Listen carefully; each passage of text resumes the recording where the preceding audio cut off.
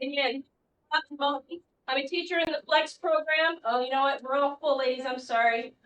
Let's do that. You know what? I gotta shut my door. Thanks. Let's try that again. Hi, I'm Robin Moten, and I'm a teacher in the Flex program here at Seafoam High School. And we've got a Kosovo Teach-In today, and we plan on giving you as much information as we can pack between now and 8 o'clock, or between now and 12 o'clock this afternoon, about Kosovo and the events that are happening in that part of the world. This is a workshop on the media and the media's role in Kosovo. And we have one special guest with us and yet another Flex teacher. Our other Flex teacher that joins us is Mr. Bill Boyer. And our special guest is Chris Lawrence from Channel 7. And right now we're just going to kick it off with some videos to sort of get you in the mood and show you what's happening with the media. And then we will start off with some questions for Chris. And then he'll take questions from the audience. So let's go. You think let's break it.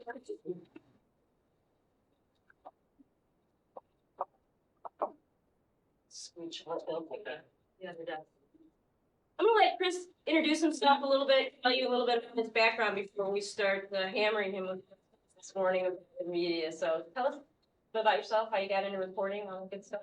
Well, I grew up in East Detroit. Went to school in Detroit most of my life. I graduated from Shrine High School in Royal Oak. Went to University of Maryland on a baseball scholarship. And after college, I worked for a year in New York City as a writer, and then got an on-air job in Alabama. After Alabama, I went to Syracuse, New York, and then just moved back here about a year and a half ago to work for Channel 7. And right now I just do general assignment reporting like Monday through Thursday, and then anchor on Sunday morning. That's pretty much it in a nutshell. Pretty much it. So did you want to go into journalism, or did you want to be like a fiction type writer, or what got you into actually reporting? Originally I wanted to be a second baseman for the Yankees. Oh, that didn't work out exactly the way I thought it would. I kind of just got into, I didn't really have it wasn't like a dream from the time I was a little kid. I more or less got into writing for the college newspaper while I was in college, and got a job at the radio station, worked at some night shifts as a DJ, and that kind of led to taking a television class or two. And it's just, I kind of just fell in love with the idea of telling a story through television. Being able to see an image and have words to accompany that image, and to tell short, small stories in that way. And I gotta tell you, I love my job. Every day is something different. Never know where you're going to be when you come into work. So if you're the type of person, I guess, who really likes things planned out and very structured, it may not be that great. But if you like a lot of change, a lot of variety, and you can think really quickly on your feet, it's a great position. You meet people all the time. There are no real long, drawn out projects or a job where you get an assignment at 3 o'clock, you've got to turn it around by 5 o'clock. So it's really short, concentrated work. Now, it's not like I don't trust you, but I want to hear about the stuff that you don't love. Like, there's got to be a lot of pressure in reporting, not just on the Kosovo things, but in general, just trying to get that scoop, trying to, Channel 7's got to outdo Channel 4, and you've all got these really cool graphics and this really great music, all in an effort to attract an audience. They need you guys. They need an audience in order to pay their bills. They need people to buy the advertising. So what's the pressure like on a young reporter? Well, like for me, it was a little tough because a lot of people have been working here for like 15, 20 years, and I've only been out of college like 5 years. So it was a big difference in terms of experience. They knew already who to go to immediately, what questions to ask them, and they knew who the players were. And it's kind of tough when you come into that situation and you're trying to kind of learn on the fly. It's tough. I mean, you get put in some situations where your job might be to go to a family that's just experienced like a real tragedy. And without being obtrusive or anything like that, your job is to ask them if they'd like to speak. And that's a really tough thing to do. I know sometimes it looks like people running around shoving mics in people's faces and like that, but I mean, when you see a family who has really had a tragedy, it's a hard thing to really talk to them. I remember one time when I was in Syracuse, I was doing this story on it was right before prom, and these four girls had gone to the mall and they had just all picked up their prom dresses at the mall, and they were driving back. It was kind of a rural area, like outside the city of Syracuse, and I guess the driver was driving kind of crazy. I'm not sure exactly what, but she was driving a little crazy. And one of the girls said, "Stop, let me out." So this girl gets out on the side of the road, basically in her prom dress. I guess they had worn their prom dresses from the mall. And the car keeps going down the road, and 2 miles up the road, she crosses the lane, smashes into a truck. Everybody in that car dies.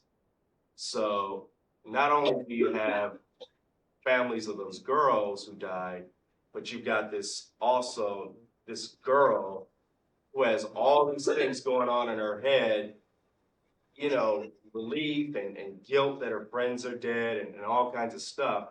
And to try to approach that was really, it was really a hard thing to do. Um, and so usually in those situations, we just kind of ask once and say, would you like to speak with us? And if they say no, just say, thank you very much, and you know, leave it at that and walk away and wish them the best. Um, and then there's some other things like we have like sweeps periods like May, November, and February. And there's a lot of pressure because that's when our ratings get set. So we have to go out and do all these stories about how your toothbrush can kill you, or your iron may, harm your children, or stuff that's like you sit there as they tell you, and it's like I would never worry about this, but you have to go out and it's kind of like scaring people into watching. Um, and that's never a lot of fun. So there's some drawbacks, but the benefits like outweigh the drawbacks.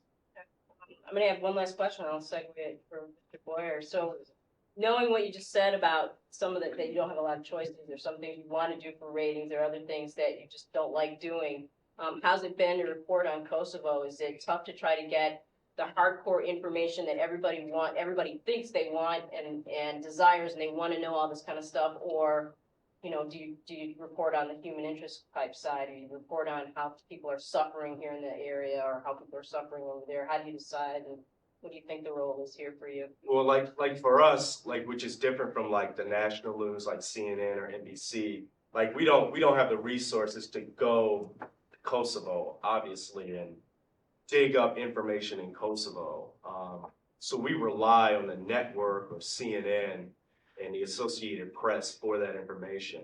What we do mainly is speak to the people here and kind of make it so, even though Kosovo is a long way away, like you might be surprised how many people right here that live in Hamtramck and Sterling Heights and other communities right around here, how many of them actually have family in that area, or maybe have just returned from that area. So that's a lot of our reporting is done through people here who've either just moved here or have brothers and sisters and wives and mothers and fathers and children still over there. I want to open up a forum here to ask a lot of questions from everyone here, not just myself. I'll probably ask one and leave it to everyone else to continue with the discussion. On the screen right now is a statement that says unusable signal.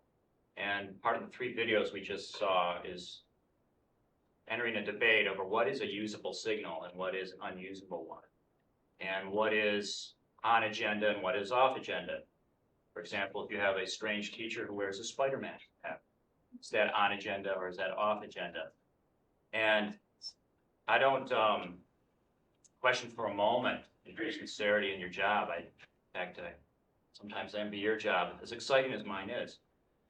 But I'm wondering, when a country is in a crisis, such as we may be entering in more ways than one, with what has gone on recently in Colorado, do you have time to reflect on on your role and what you're doing in terms of, is this always good to go in and put a microphone in someone's face and a camera, somebody who is related to somebody who just lost their life? Or sometimes you think, why are we doing this?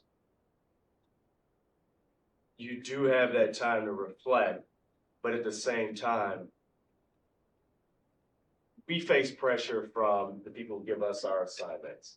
And there is a sense of competition. Like this, the way our job is set up, you're judged like every day, every newscast against what the other stations are doing. So if I go out and I do a story on whatever, and Channel 4, say Karen Drew goes out and she gets, say we're covering Kosovo, I go out and I get a leader of the community. Karen Drew goes out and she gets a woman who just got back from Kosovo last week and her children are still there and she's fighting to get her children back. My news director is going to call me into the office and say, what are you doing? What is that? And how did she get that? Why didn't you have that? And I mean, you're going to be like called on the carpet for that. So there is a sense of, if you want to keep your job, you have to keep up with what everyone else is doing. And it kind of feeds on itself. I mean, once one person does it, everybody else has to do it also. By that same token, when it comes to like very sensitive situations like a family, I've seen those go in different directions. I've been out with a Channel 2 and Channel 4, and I've got there and we backed off, and Channel 4 thinks about it, they backed off, and I see Channel 2 might go up and jump on it. And I'm not saying just Channel 2, I'm saying those roles could be reversed, you know, depending on the situation, but usually in those situations, it comes down to a judgment call. And, you know, you have to think, is this one worth just saying I'm not going to do it and taking the consequences back at the office? Understanding that you can't take too many of those consequences or, you know, you'll be out. Kind of going off your competition in the media, you think this, I guess, leads to the deterioration of the media, or does it make the information that we're provided better? I think it depends on the particular circumstance. Like, it depends really on the story. Like I remember when the police officers were shot in Detroit. And I thought that was a great case of like competition making everyone better. I think everybody handled the situation with, you know, some restraint, you know, in terms of knowing that there was a family out there who had just lost, you know, their husband or their dad or their son. But we were so, you knew people were out there every day. They were talking to neighbors. They were trying to find out where these guys went. And I think that led to a lot of coverage on it. I think it led to these guys' pictures being out there constantly. So if you said their name or put up their picture that week, almost everybody who had been watching the news knew, hey, that's the guy they're looking for who shot the cop. So I think in that case, it made it better. There are some cases where it makes it worse. I've been on stories where, in our job also, I mean, we have about 1:20 to tell the story, maybe 1:30. So you're not going to get the kind of coverage that you might get like when you pick up the newspaper and you have a 4-page spread on say Kosovo. I think what we do better is to bring emotion. To hear someone say what it was like in Kosovo and to see their face and to hear their emotion in their voice can sometimes be a lot more powerful than just reading it in a newspaper. What we can't do as well is bring like the entire like context of information that the newspaper can bring. So in some cases, you're out there, and you know you've only got this amount of time to do the story, you've already talked to 3 people, you know you're pretty saturated, but you see somebody else going over to talk to somebody else and somebody else.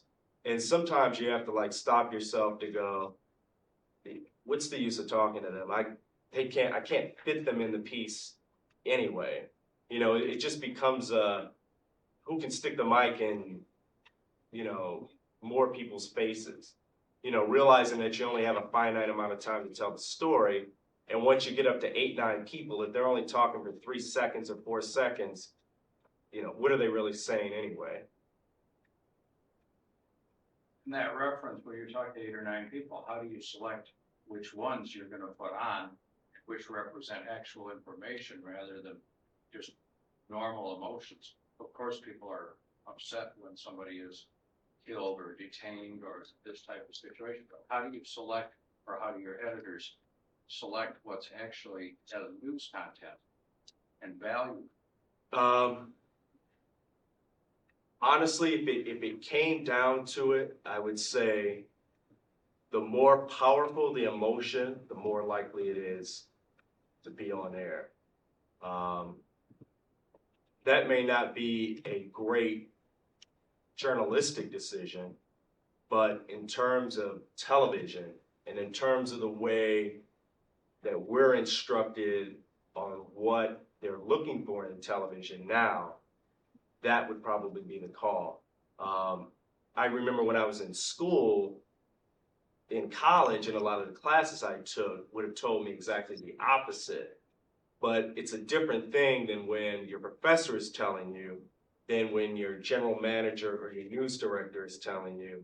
And basically what they're saying is, this is the way I want it done.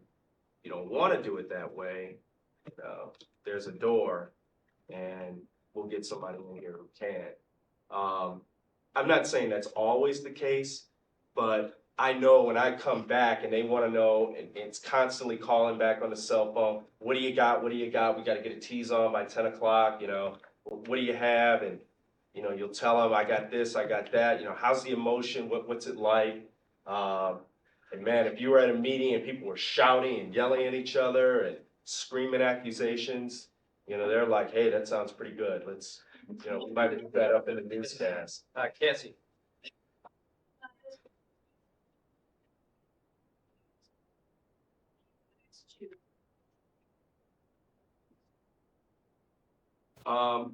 You try to always get both sides.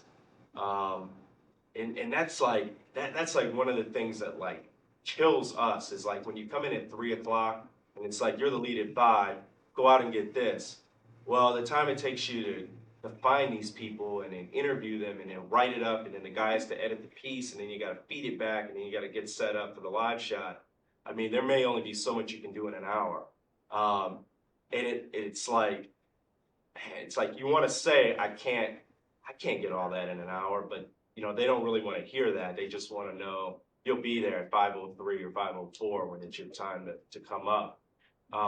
In fact, like dealing with Kosovo, I remember one time they sent us out to get both sides right when the conflict first started. And we found a church and we found plenty of like ethnic Albanians. And we were just we talked to a lot of people who had some great opinions. The only problem was they were all coming from one side. So even though they were both emotional and very revealing in terms of what they knew about the conflict and some of the history behind it, we were getting all one side. And I remember when we put that piece on, and I knew it, like before it went on, I'm like, I knew it was trouble.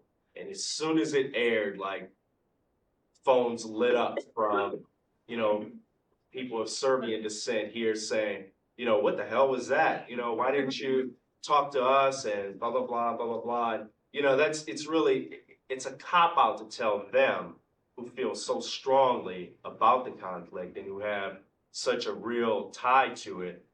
Sorry, we didn't have time to talk to you. So sometimes you just have to take the heat for that.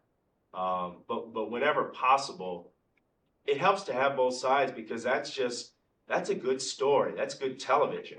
You know, if you disagree with her, just hearing her, yeah, it's interesting, but to hear you make a point and she make a point and you make a point and she makes a point, that's, that's a good story. That idea of conflict is a better story. So we want that. Um, Sometimes we don't always get it. So can you separate yourself and make a judgment call on how, not necessarily Channel 7 or any of the local stations are doing, but how the national media is handling Kosovo? Has it been objective? Or can you see biases? Are there things that you look at when you look at CNN and say, oh man, I wouldn't have done it that way, or they should have done this, this, and this? Can you do that? I think so, but I think it's, when you talk about like I'm hesitant to call even what they broadcast there as propaganda, just because um, some of it may be, if you say none of this has happened, but refugees and actual bodies tell you that it did happen, well, that's an outright lie. But to paint their struggle in a particular light,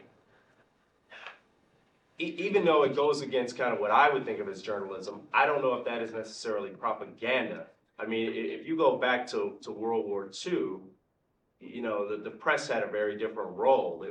We were all one team. There was very little criticism. We're all part of one country. The boys are over there fighting, and we all have to support them. And that's the way everything was presented.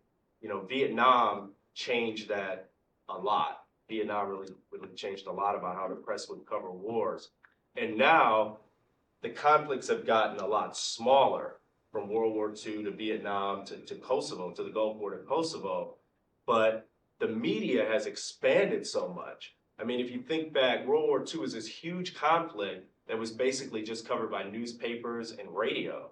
Now you've got Kosovo, which by comparison is a minute conflict in terms of the United States involvement, but you've got CNN, Fox News, MSNBC, 3 networks, all the local stations, the internet, newspapers. I mean, there's such a glut and such a concentration of coverage that you can go to one specific event and just get tons of information about that event. So I think we know more today. Some would say we might know better how to edit news today too, in regards to the lessons of Vietnam. Question, go ahead.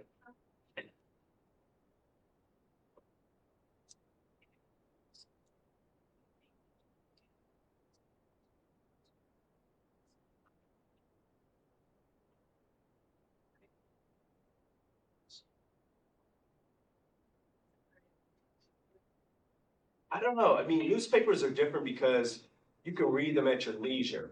You can read them while you're eating a bowl of cereal. And if something interesting, I'll take it to school with me, and I'll read it before first period. I'll read it at lunch or read it after work.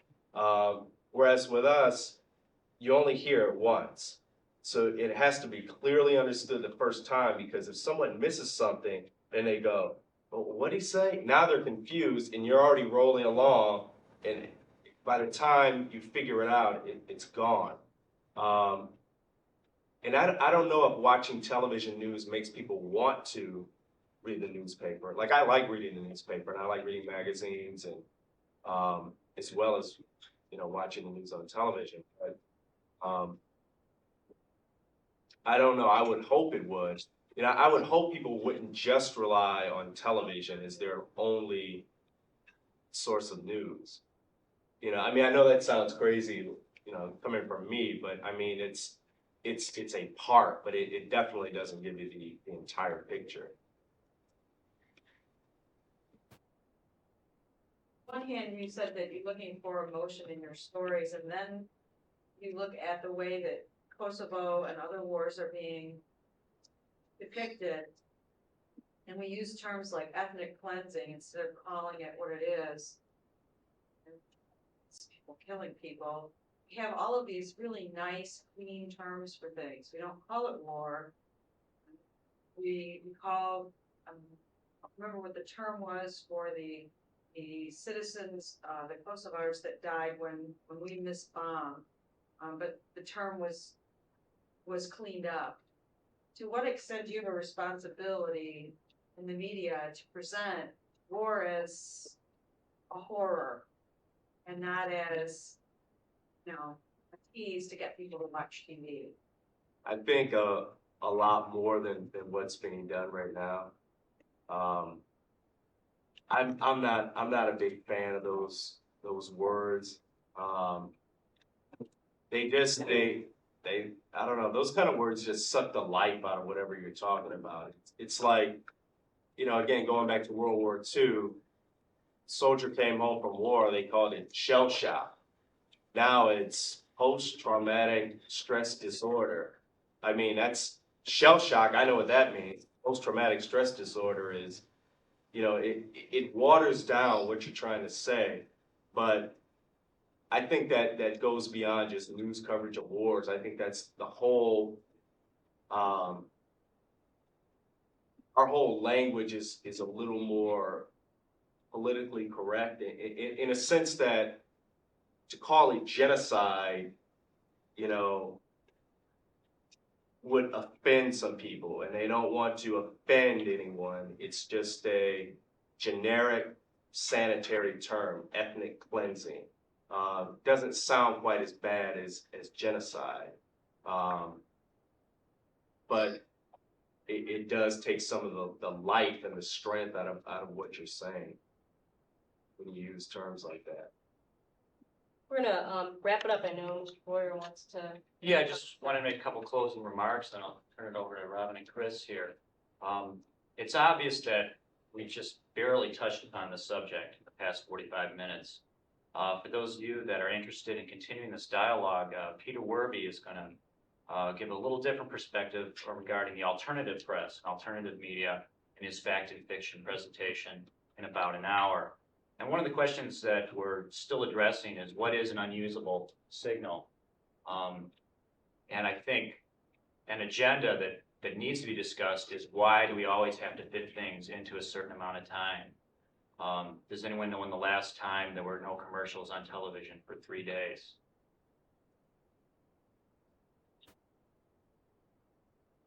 Long time ago, there was no commercials on any of the networks for 3 entire days. It was before most of you were born. It was when President Kennedy was shot, and it wasn't until after his funeral that commercials were back on the air. And why doesn't that happen today? That's a question that we need to ask constantly, because I think there is an empty desk at the table on these issues. I use this symbolism here. And why is that? Why can they not be fit in the amount of time that's allowed? Robin? Well, I think we're done, and we gotta let Chris go, and we're on a tight schedule today, so thank you for coming on just pop.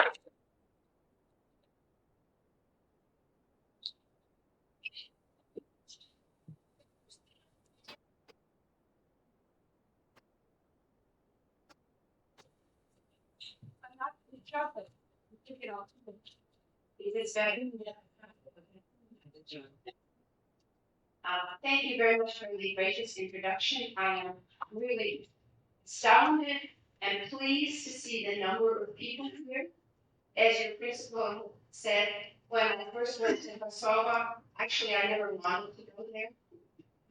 This is kind of academic planning. I didn't feel your lives follow a straight line. Some of our lives never. I wanted to go to Albania.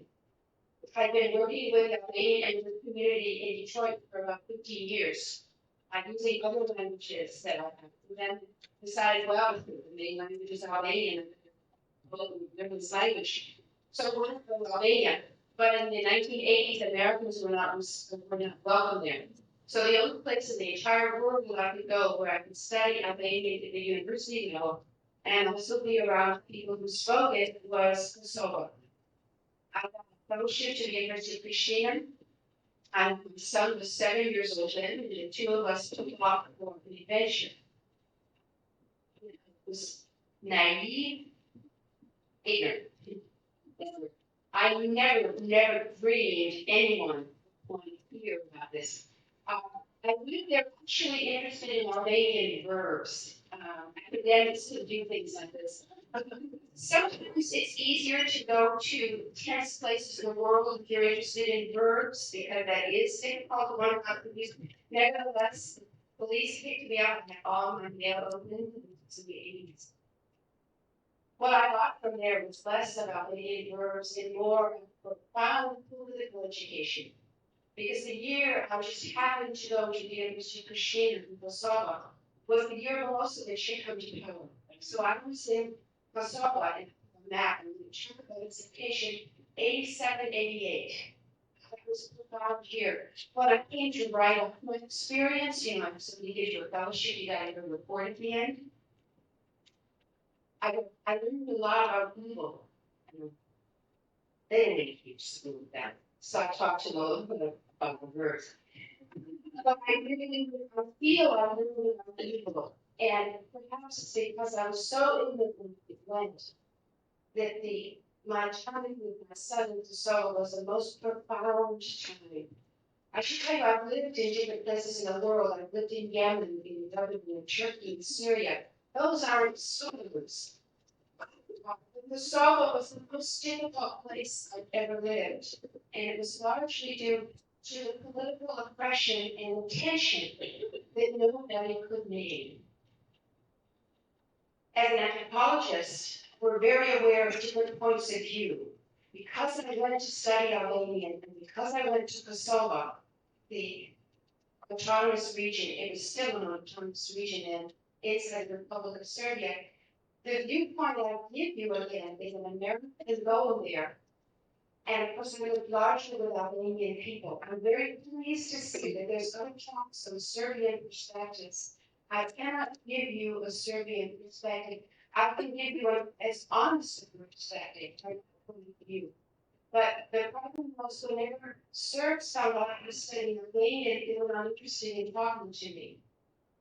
This was true in Belgrade and other places. There was a profound, I call it racism now. There was a profound condescension towards Albanians and particularly towards Albanian Muslims. And it's not limited just to Mr. Milosevic. But let me start and show you what I hope to cover today. That's very easy. But I hope to cover today. I apologize for the small size. We'll look to do this more. Just to give you an idea, I want to talk a little bit about locating Kosovo. You may notice that I'm saying it a little differently than I'm used to everybody. I would actually like to practice that, just because the news always says Kosovo. That's a Serbian pronunciation. Both pronunciations should be acceptable. So for this one, everyone's saying Kosovo. Kosovo.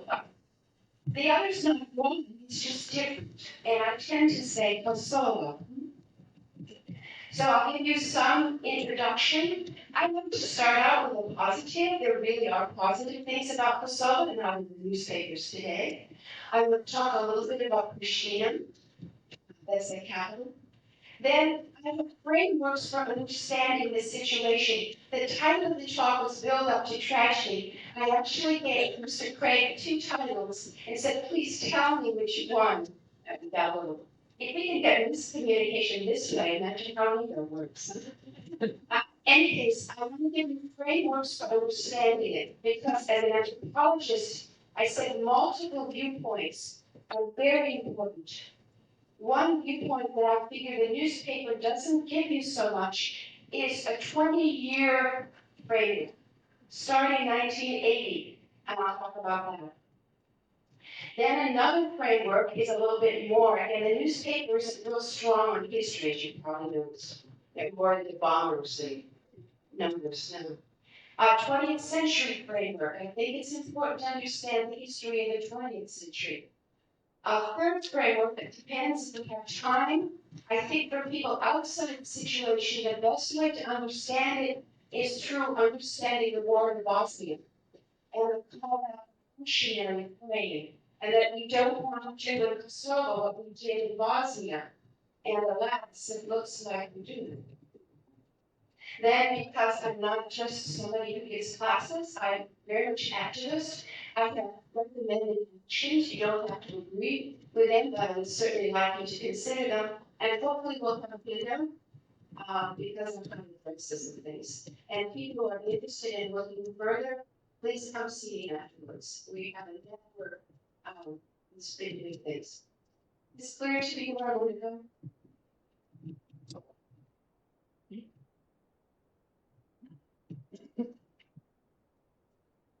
I think the first thing is to make sure we're all locating, because am I standing in the way of all you over here? Yeah. If you wanted to come to the audience, that's, I apologize, this lovely shape is not great. I'll try to talk it through so I can. Maps are always political. This is an Albanian map. How do we know it's an Albanian map? Immediately, you can tell because this is of Kosovo. Actually, this map comes from Iveria. Iveria is an Albanian American newspaper published in the Bronx. It's a very good newspaper. And I want you to see, because you see where the Adriatic is. In a sense, Kosovo is on the wrong side of the Adriatic. It's on the eastern side. You go to Lisbon, and then, of course, another place people tend to know is Greece. And there's Kosovo. I don't know if you can see, but there's white around this map here. And what this map shows is where ethnic Albanians live. When the Great Powers drew the boundary lines of Albania in 1918, they left half of Albanians outside Albania. So you can see there are Albanians in Montenegro, Kosovo, Macedonia, and there are many Albanians in northern Greece as well. Welcome to the Balkans.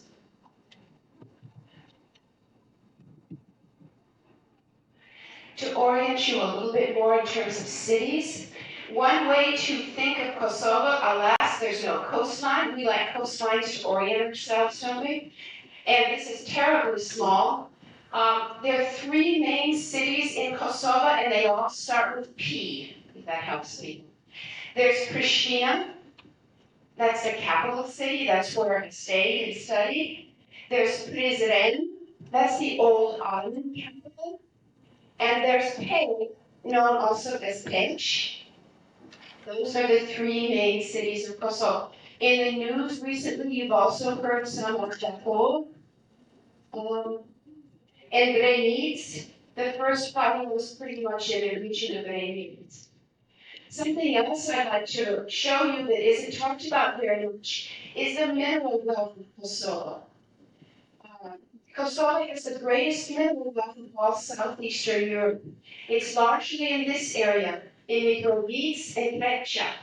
There's lead, silver, bauxite, gold, tin, copper, magnesite, coal. The Serbian government made a deal with a Greek mining company in May of last year for 1/3 of the minerals from the Breccia mines for $519 billion. I want you to get a sense of the mineral wealth there. This frightens me when people talk about partition, and Belgrade will say, well, we want our churches. This is fair. There are beautiful Orthodox church complexes outside Pej and Račanica. But when they say, well, we want the northern region, well, the northern region doesn't just have churches, the northern region has the mines. There's another example of the value. Hitler was particularly interested in these mines, and he was able to get 500 tons of lead a day out of those mines. That's an important source. Why aren't people talking about those?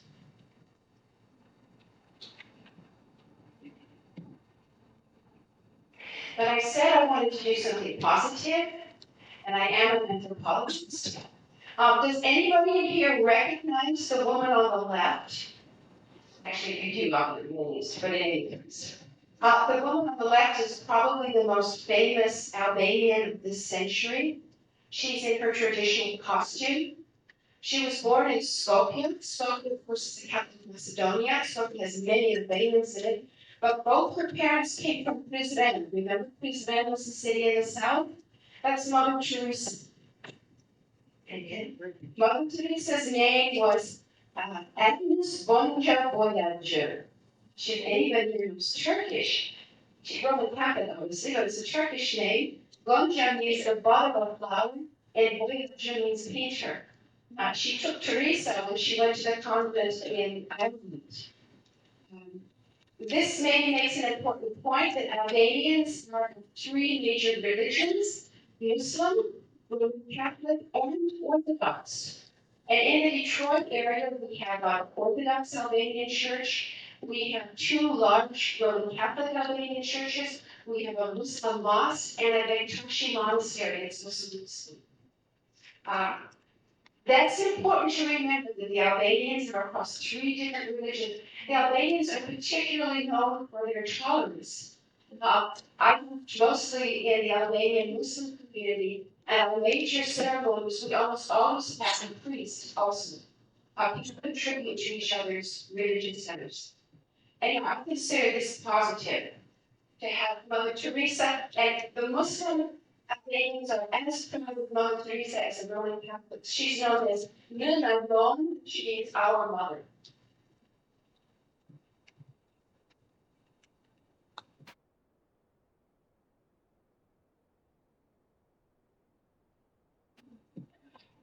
That's so beautiful. Well, a little more like that, and I'd like to do this, and apologize.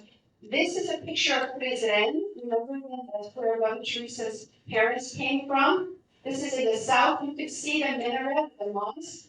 There's a very important building. Actually, it's been bombed. This picture doesn't exist anymore. This building in 1878 was where the Liga Prizren met. This was when Albanian Christians and Muslims came together to try to make sure all the territory wouldn't be taken by their neighbors. The reason this is important is the first time in the Ottoman Empire, this is part of the Ottoman Empire, that Christians and Muslims had come together for a political purpose.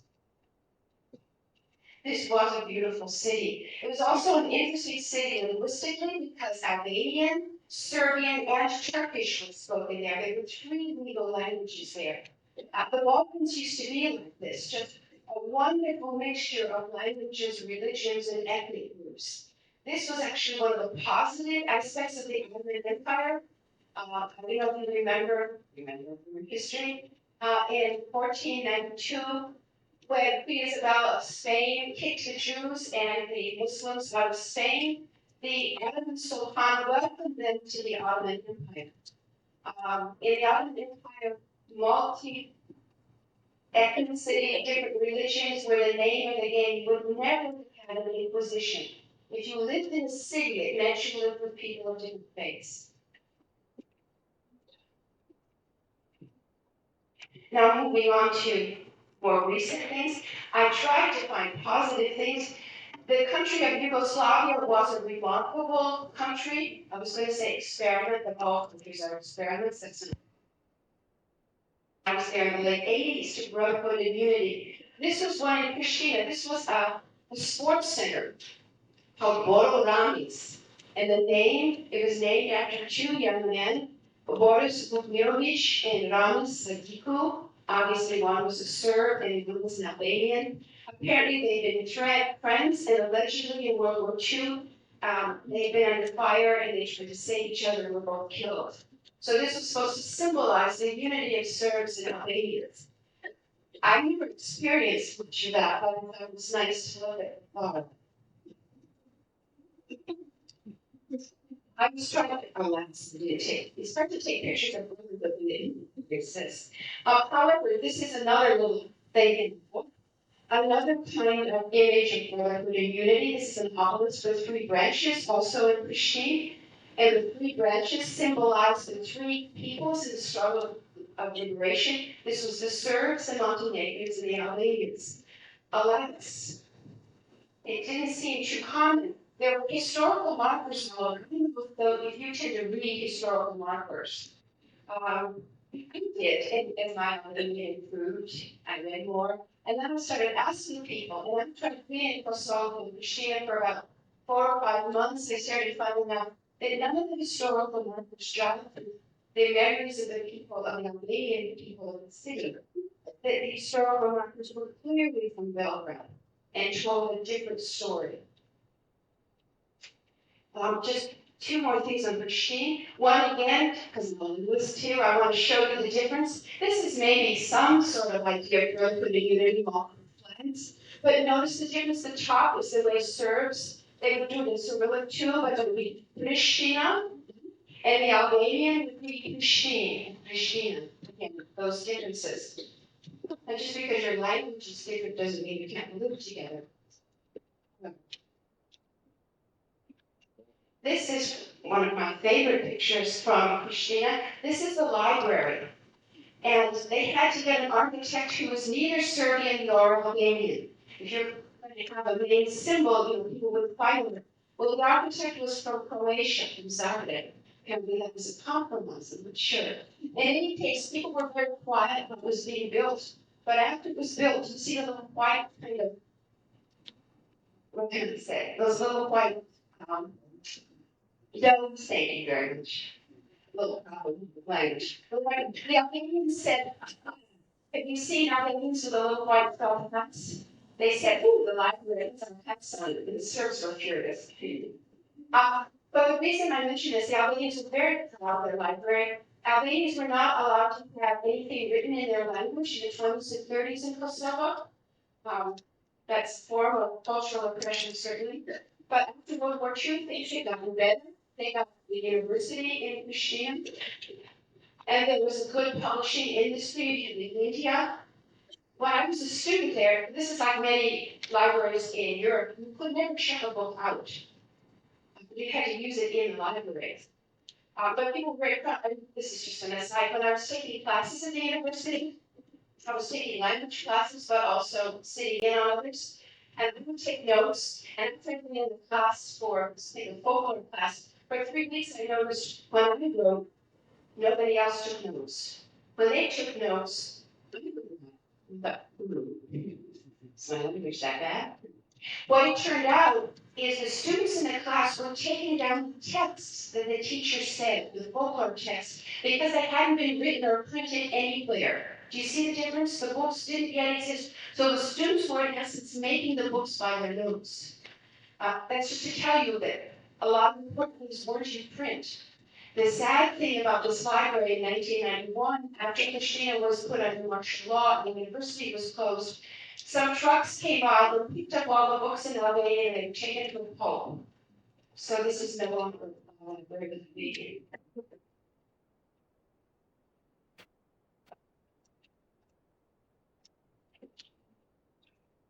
Now maybe your point. I apologize again for the size of this, and I'll try to talk it out. This is this 20-year framework that the newspapers don't give us. The two parts are from the 1980s to 1989 was a time of growth of Serbian nationalism. The second part from the 1990 on is a growth of state terrorism in Kosovo. I think it's very important to notice that state terrorism exists, not just separate terrorists. The state with its power of police and paramilitary and military can be incredibly oppressive. Let's get some history though. 1980, that's an important watershed for Yugoslavia. Marshal Tito died. He lasted a long time. 1980, he died. A lot of people say, if only Tito were still alive. Alas, it's not just Tito. When he passed away, the economy in Europe was already going downhill. So what happened in the 80s was just not the lack of Tito being there in leadership position, it was also the whole economy was going down. When the economy is going down, often people look for scapegoats. And I think part of the events also come from that. In 1981, there was a mass demonstration in Pristina. And the city was put under martial law. Many people were arrested, many people were killed. What was particularly important for later is many Albanian professionals were fired from their jobs. The family that my son and I lived with, I was there 5 months before I was told, in other words, they didn't trust me either, is the father in the house used to work at the university, and he'd been fired in 81. I met him at Borola's sports place as I was playing my basketball with my son. He was coaching a team and he'd been a professor, so there had been a common. It's interesting, these demonstrations actually started at the university. They started with students complaining about the quality of the food. And I was in the dormitory and it was disgusting. So I can only imagine what it must have been like 7, 8 years earlier. Somebody said they found a cockroach in a student. Anyway, so students started the demonstration, and you would think, oh, it's student demonstration, bad food, that is kind of ordinary, wrong. In a tense place, any kind of demonstration can get twisted and can get used.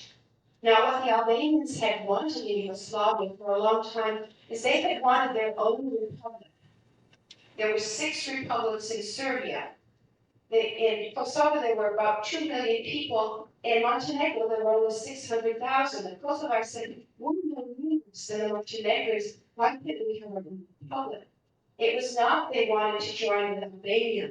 Anybody who knew the government of Hoxha in Albania did not want to join with that place. And all the people, the Albanians, knew that better than me. They wanted equal status within the country of Yugoslavia.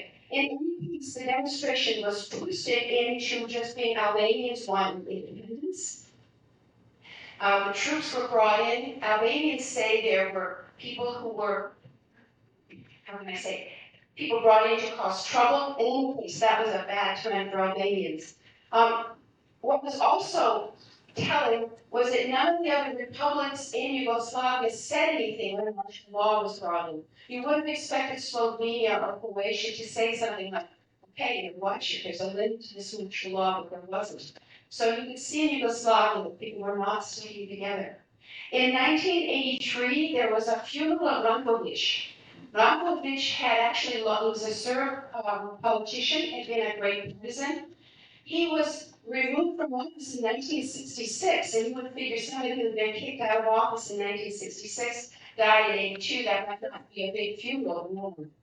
His funeral was attended by tens of thousands of Serbs. And some people say that's the beginning of public demonstration of Serbian nationalism.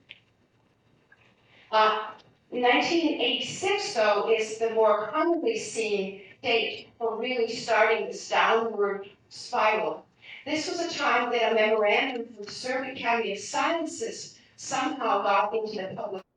People said it wasn't finished yet, but it was published. And it was signed by many Serb intellectuals. It was alleging abuses of Serbs in Kosovo by Albanians. None of the abuses were substantiated. There were abuses like there's been mass rape of Serbian nuns. There was no record of this whatsoever. It sounds to us like journalism. What's frightening is this was signed by intellectuals of the Serb Academy of Sciences. Now, I'm a professor, and it horrifies me when I see people who have had the, I wouldn't say luxury to be able to study these in verse or not when they get co-opted by these political things. But we know from Nazi Germany that the professors certainly were getting stood up, maybe one or two. Anyways, this memorandum was put out by people of status, and it was signed by many Serbian intellectuals. At that point, the opposition to Serbian nationalism was not clear at all.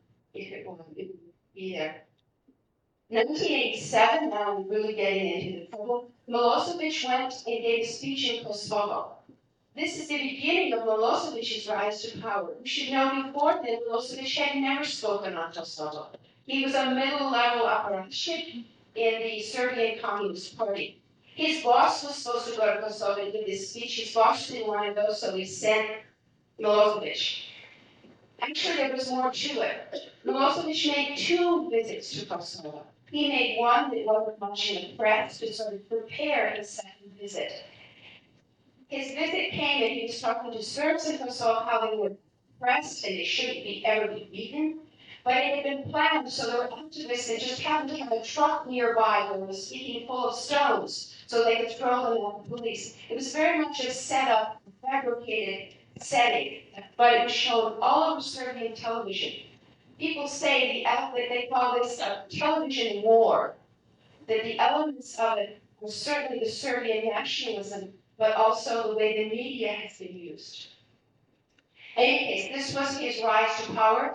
In his speech, he alleged the abuses of the Serbs in Kosovo. They were about 15% of the population, and Albanians about 85%. It was interesting, Albanians had 50% unemployment. 50% unemployment. It was very hard to see how they were oppressing other people. I was there then, it just wasn't the case. Anyways, in 1989, this is an important date. I'll say when we do the 20th century, there's 3 dates to remember, and 1989 was one of them. In 1989, Milosevic took away the autonomous region status of Kosovo. And brought in martial law, and this is where you get a growth of state terrorism. Notice I don't say a beginning, because there was state terrorism already there. The UDBA, the Yugoslav secret police, was one of the largest and most effective secret polices in all of Europe. And they have been active for decades, but now it got reached in Kosovo. Kosovo was put under martial law, 25,000 Serbian police were brought in, of course that meant Albanian police were fired. Albanians were essentially fired from the University of Pristina, the students were expelled. There was continued violence, just to give you a sense of what this violence was like. Helsinki Watch, which is a group now Human Rights Watch, in 1994 talked about people's physical assaults by police, over 2,000 raped on private dwellings. The police would go into the house at night and say, we're looking for arms, and then they'd smash the television, whatever else was in it. Arbitrary arrests. At this point, there was 85% unemployment in Albanians. There was great malnutrition. 1995, the Dayton Accords. This is an important time because throughout this state oppression, the Albanians held it together. They didn't respond with violence. Their leader was Ibrahim Rugova, who believed in nonviolence, and he had been told by the Western powers, if you hold it down while Bosnia is going on, when Bosnia is done, we're going to take care of you and there'll be justice. Alas, when Dayton came, not a word was spoken on Kosovo. People from the Detroit area went down to demonstrate, saying, look, the world attention has been in Sarajevo, but we've been suffering too. Say something. Nothing was said. Most of us knew when we saw the Dayton Accords, this would be the beginning of the violence from the Albanian side. And indeed, this was pretty much the beginning of the PLA, the Kosovo Liberation Movement. The nonviolent response had not worked, so that we would try something else. Last year, I'm sure when the world was looking at monitoring, 2,000 Albanians were killed, 300,000 were displaced, there were arrests and torture.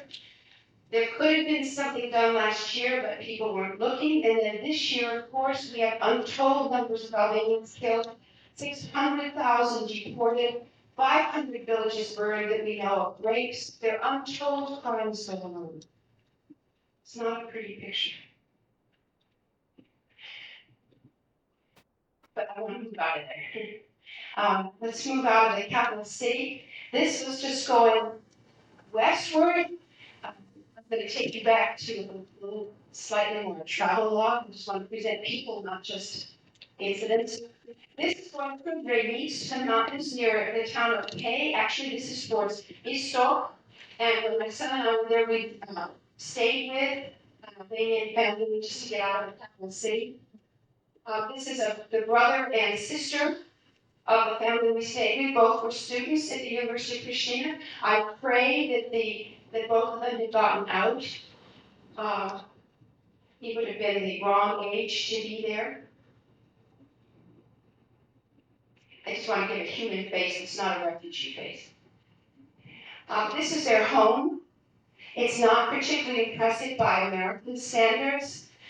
In the winter, you heat one room because you tend to heat by wood, and it just is too expensive and too hard to heat other rooms. So there's a lot of togetherness. This is my son. He loved this place, never wanted to go back to the capital city. That's actually where we started speaking Albanian. Kids are interesting with language. I'm a linguist, so you're going to have to go with this. He told me the first week in the capital city, he said, I don't like this place, I don't like these people, and I won't learn this language. Can you say that in your classes? So I said, oh. Anyway, so we went up outside the capital city, he met 3 boys his little age. They started telling him body parts. And so he would come to the room and point to his genitals and say the word in Albanian. That was his first word in Albanian.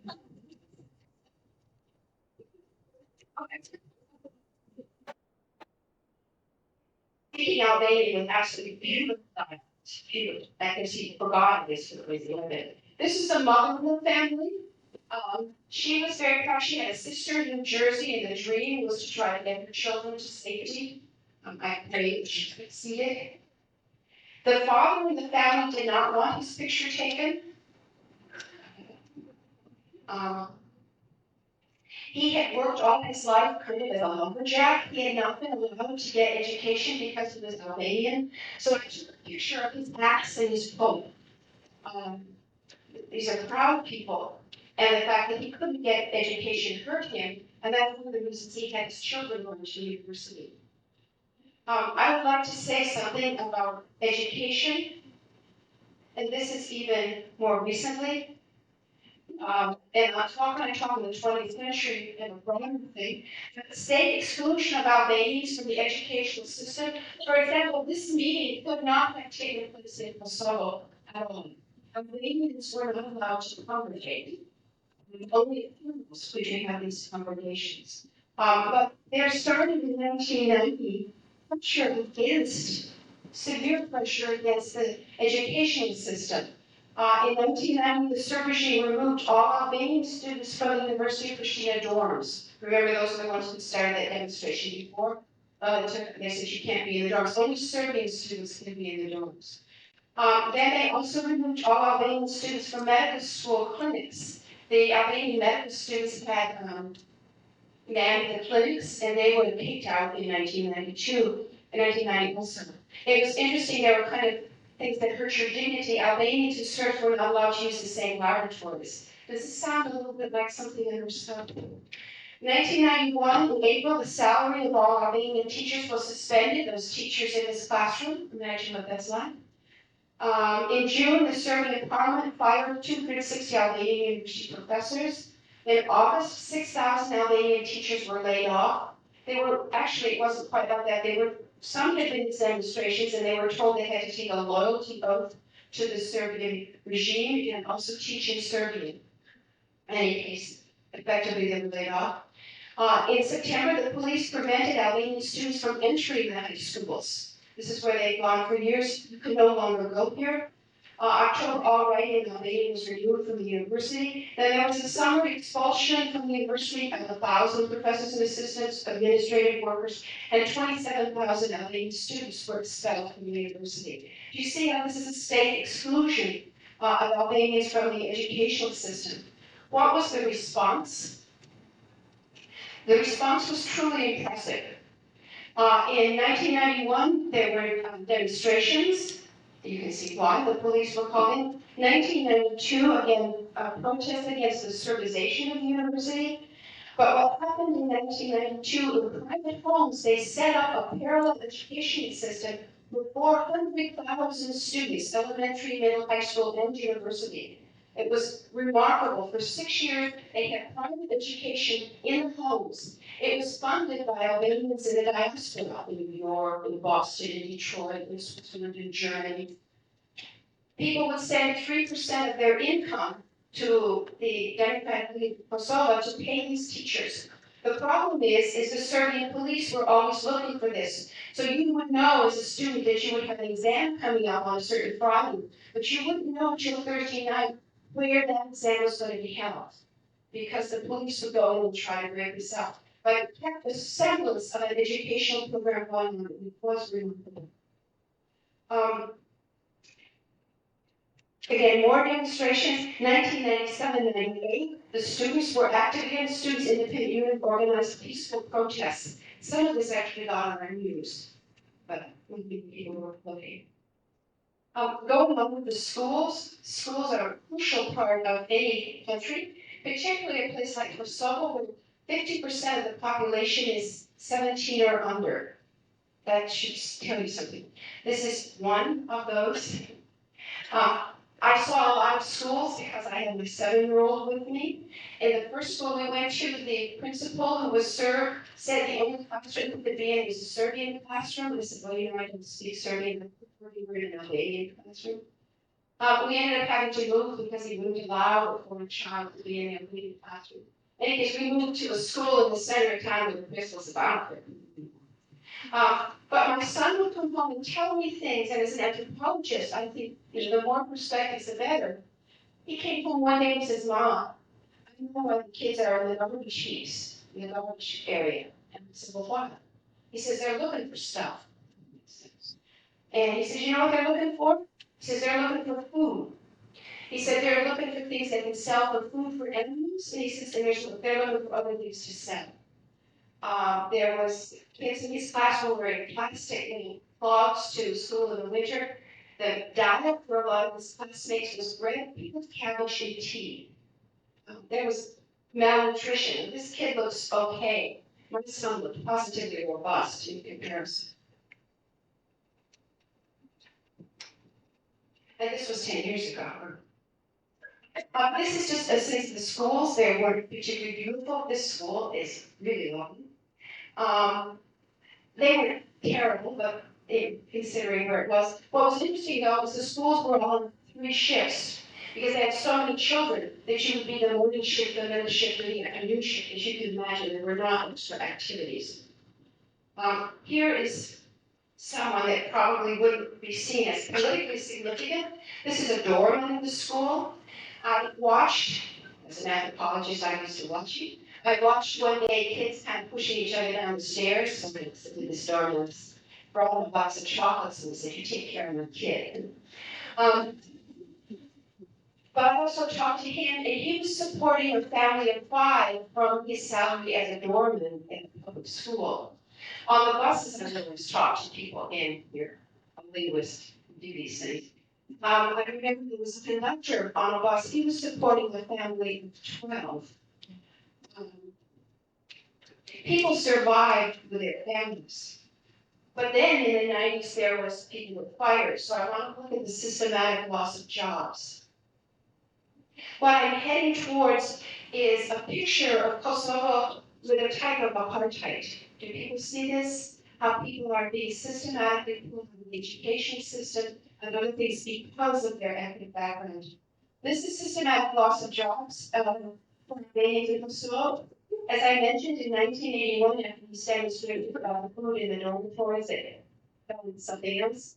Many Albanian professionals were fired. We mentioned there was 50% unemployment. I kept wondering, what would Detroit be like? 50% unemployment, God preserves. In 1989, there was a general strike, a miners' strike. Miners are interesting in different parts of the world. People say they're somewhat independent because it's hard to look over their shoulder. They work in kind of difficult places and they're more independent. They had a hunger strike in the mines. They were promised things would get better and then they were fired. In 1990s, I said the Albanian police were replaced with Serbian police. In 1990, also all Albanian media professionals were fired. Yugoslavia was a socialist state, so they controlled lots of things, so they could actually do that. Which privatization? 1991, university staff fired, high school teachers fired. I have a Canadian friend who lives in Germany and is an Albanologist. He wrote an article on the Albanian leader who was fired. So what I'm saying is at all levels of the job spectrum were let go. 1998, 85% of employment of Albanians in Kosovo. I don't know if you realize that unemployment figures, though, you don't become part of those figures if you have never worked. So you can imagine that it was much worse, particularly for the young people. At the same time, when Albanians were being fired, there was favoritism of Serbs and actual colonization of Kosovo. In 1980s, there were incentives for Serbs and Montenegrins to quote-unquote return to Kosovo. Now, to be honest, some Serbs had left, largely for economic reasons. If they came back, or if they came, they were given apartments, jobs, and no taxes for 3 years. This is when Albanians couldn't get apartments. In the 1990s, there were incentives for Serb refugees.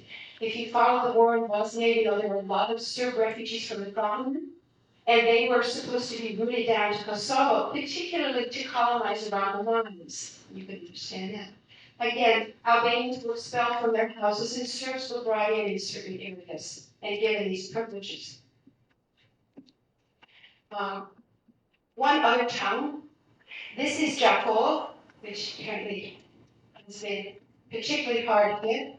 It was in the southwest, beautiful Balkan town, the river going through it.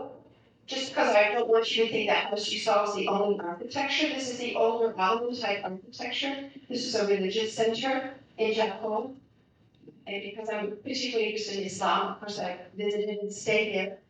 These are some older women, and I pray they all died before any of this happened. You can think, what would have been their experience?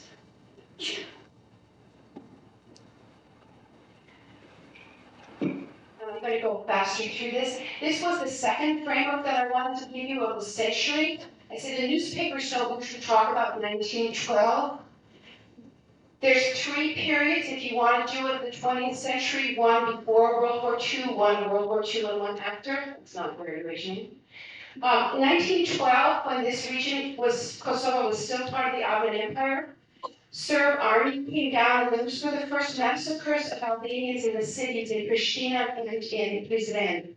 20,000 Albanians apparently were killed. The Serbs were trying to change the demography of Kosovo. They could see the Ottoman Empire was falling apart. Who would get different parts of territory of the Balkans? If you could say that you were more numerous, you would be given it. Well, you want to make sure you're more numerous because the census said there were 65% Albanians in Kosovo at that time. You kill a lot, and you change the numbers. 1918, I said there's 3 dates to remember. 1918, 1974, and 1989. 1918, the great powers in their infinite wisdom awarded Kosovo to the Kingdom of Serbia, Croatia, and the Slovene. That became Yugoslavia. It was interesting. Serbia asked for territory on the Adriatic. They wanted a sea outlet. The great powers didn't want to give it to them, so they gave them Kosovo as a consolation prize. I like to say that's like Ohio and Michigan fighting over Toledo, and Ohio getting Toledo. So what did we get as a consolation prize? The UP. Not quite fair analogy, but we get the point. In any case, the Albanians did not like being made part of Serbia. They protested to no avail. In the 20s and 30s, no schooling was allowed in Albania. In Kosovo, there was state oppression, colonization of Serbs. Serbs were brought into Kosovo, then with confiscation by the government of half of the land of Kosovo. Police harassment, 100,000 Albanians left. World War II is complicated. There was partition of Yugoslavia. Italy incorporated Kosovo into their puppet Albanian state. Serbian colonists were driven out at this time, but there was no partisan movement among the Albanians. The Albanians resisted the partisans, and after the war, there was killing of Albanians. Post-war, there was Rankovic. Remember his funeral that I mentioned? Rankovic was the Minister of the Interior. He was known as being severely anti-Albanian. At this time, again, 100,000 Albanians left, mostly to Turkey. Then things started getting better. This is maybe, if we have a golden age in the centuries, maybe the 60s through the 70s. 1974, that's the second important date. That's when there was a new constitution from Yugoslavia, and it granted Kosovo autonomous region status. So Kosovo had its own parliament, it had its own vote in Belgrade. It wasn't a republic, but it was halfway there. Then in the 80s, we've gone over that a lot. There's lots of jobs, many Serbs left Kosovo at this time for economic reasons. 1989, that was the third date I said to remember, that's when Milosevic took away the region status. And then of course, you know what's been going on since then. Just to give you a sense of how this isn't new.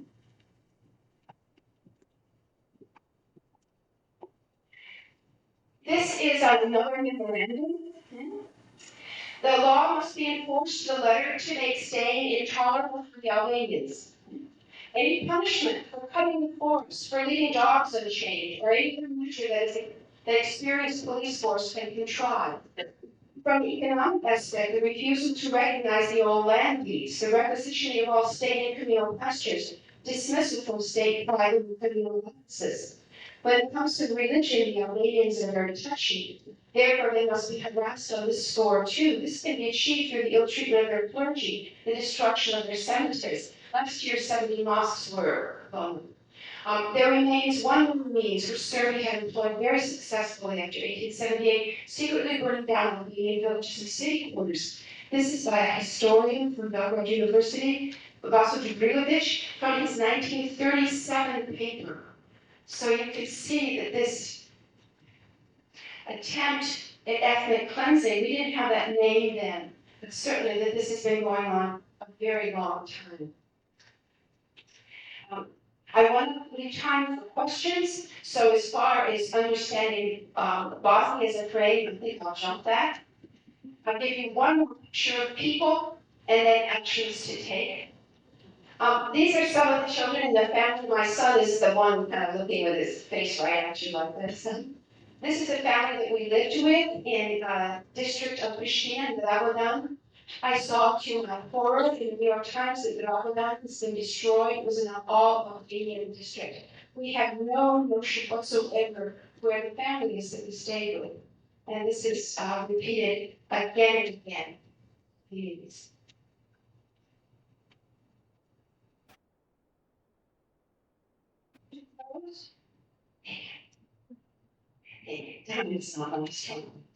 To close, I want to give recommended actions. First, I'm so pleased that you've come to this. I'm really impressed with your high school. I'd say a small percentage of the United States has this kind of organization. And again, I'm very pleased to see you. I want to say keep informed, read the newspapers with a grain of salt, and journals on the internet. And was this putting out for people, so you all have this.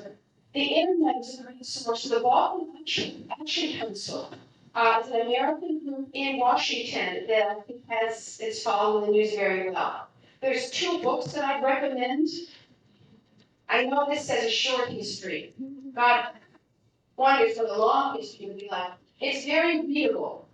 Okay, it's very readable. This is a good book. Malcolm is an English, a journalist, scholar.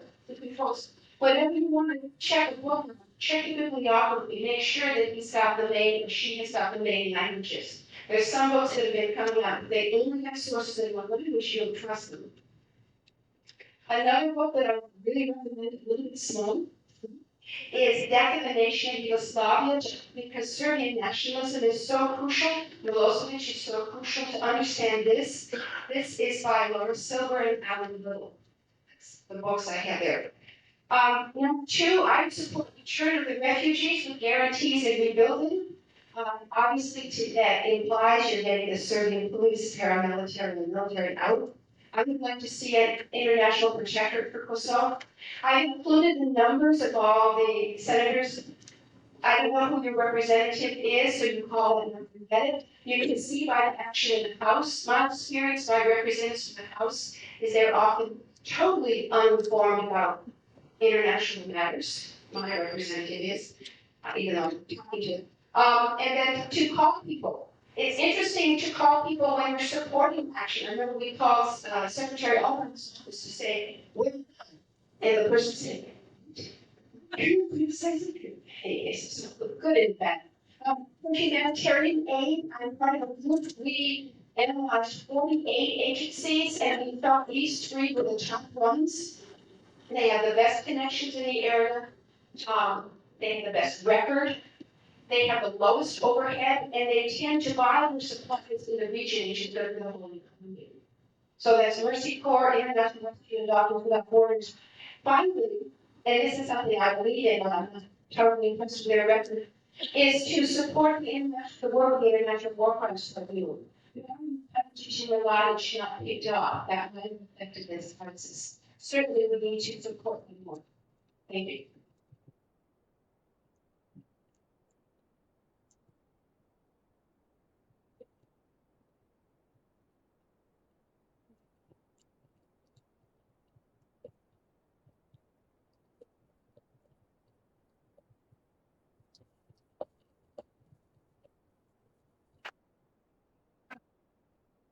Question or comment. I would ask that perhaps you stand up and do your best job to really project your voice so we can hear. Anyone have a question that you'd like to address to Dr. Brick? Stand right up. So we're talking about extreme news. As far as I can certain what Serbians feel that was something that's homelanded, it was on some explain that the historical picture. I can go. But I know that. I'm tired. But, you know, if you want to go back, if you want to go back historically, you can go back to the ancient Albanians or the Illyrians who were involved in the peninsula way before the Slavs came. I don't believe that that kind of ancient history gives you right to a modern place. But it really is interesting to understand 1389. 1389 was the Battle of Kosovo, in which the Serbs and Slavi were defeated by the Ottoman Turks. What people forget is fighting on the same side that the Serbs were Albanians and Bosnians. And the Battle of Kosovo is not treated as a historical incident, it's a mythic incident. It's a time of Serb suffering. What they forget is the Albanians in the next century, in the 1400s, were the main people who stood up to the Turks. The Albanian national hero was Skenderbeg. He held off the Turks for 20, 30 years. So history's not the thing there. Serbs do trace that dynasty back to that century. I don't believe something 600 years ago gives you a right to a place now. Look where we are. Look where the English were in large areas of France. I think you need to look at more recent history, and you certainly need to look at demographics. But that is an important question. What are your feelings on the NATO actions in Kosovo right now, and if you think they're, whether or not you think they're effective and what we should be able to make them effective? That nature. Also a very good question. I don't think there's much NATO action in Kosovo. It's mostly over Serbia, the other part of Serbia isn't. It's very, very late. Had something been done in 95, this is hindsight, but we were saying it in 95, we could have avoided this. Had actions been done in 96, 97, even up to the first week in October, we would have had this because we would have had a great buildup of Serbian paramilitary military police. The plan, of course, to change the demography of Kosovo is not a new plan that you can see. I feel what happened with NATO is they waited so long and said negotiate. But if you knew the Bosnian War, you knew you don't negotiate with Milosevic that way. Milosevic stays in power only if there's a crisis. This war has saved Milosevic's political life. So far, I feel that NATO is late, and because they were so late, their options were severely limited. And if you try to do anything with a committee, imagine 19 countries with all their own little areas, to make 19 countries come together. I'm pleased that they took some action, because the action against the Albanians was so horrendous and so ongoing that there needed to be some response. I'll be honest, I was horrified when we saw that March 24th that they got the notice out. That's the only. I thought, oh my God, let soldiers fight soldiers. But I'm not a military expert. I guess it does make sense to try to get in the aircraft things. I don't like the bombing of people in Serbia. I think we got to a point where we didn't have the alternatives. This is not popular. I think the ground action would be more to the point where you have military fighting military, and we might finish this. But you have to get the will of all those different nations for ground action. I would like to see the KLA on it. If we're not going to go in, people should be allowed to defend or at least fight against people who have burned their homes and destroyed their towns. What is forever? Did people hear what's the relationship of the Albanians and the Ottoman Turks? Well, their first interaction was negative. The Albanians fought against the Ottoman Turks for quite a few centuries. No. The Balkans are an interesting kind of scatter zone. It's interesting if you can see how the Balkans lie between Rome and Constantinople. That means between Roman Catholicism and Eastern Orthodoxy. There were two areas in the Balkans that became Muslim. They were Bosnia and Albania areas. Those were areas where both Roman Catholics and Orthodox priests came, and the police said, "The hell with both of you." Okay? Islam didn't force people to convert. You had lower taxes. You had better opportunities for certain jobs. The Albanian people in general are known for being more Albanian than religious. So the Albanians, when they fought the Ottoman Turks, and in this century they also fought the Ottoman Turks for their own independence, they also served in the Ottoman bureaucracy, as did Serbs. It was interesting, the Albanians were some of the best soldiers in the Ottoman Empire. They were known for their honor. And the last Ottoman Sultan, the only soldiers that he would trust around here were the Albanian guard. Not that they were particularly fond about Ottomans, but if they said they would defend him, they would. It's an interesting relationship. There's many Albanians in Turkey because they were pushed out in the 20s and 30s and the 50s. And some of Turkey's support in taking in thousands of refugees is based on that Albanian ethnicity.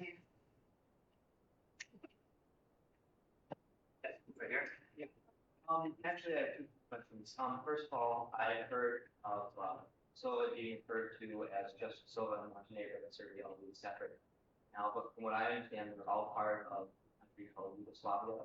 Then this would make the Civil War. And the second question is that, I've been in contact with both Serbians and Albanians, trying to gather the information for this whole thing. I wanted to find out, do you know anything about the status of the Albanians as being citizens of the United States? Actually legal to be hired by Serbia? Oh, I've heard that from Serbians and from Serbian unity and other things that most of the Albanians living in Kosovo were not Yugoslav citizens.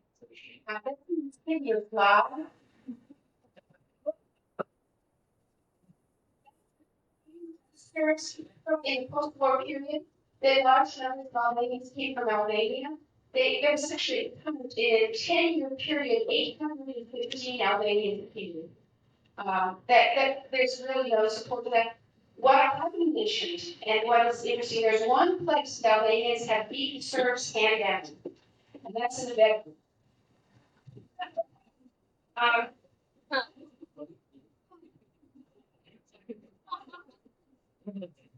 Yeah, excuse me, this is perhaps, I'm saying as an activist, not as an academic. Okay, forget one state for a minute.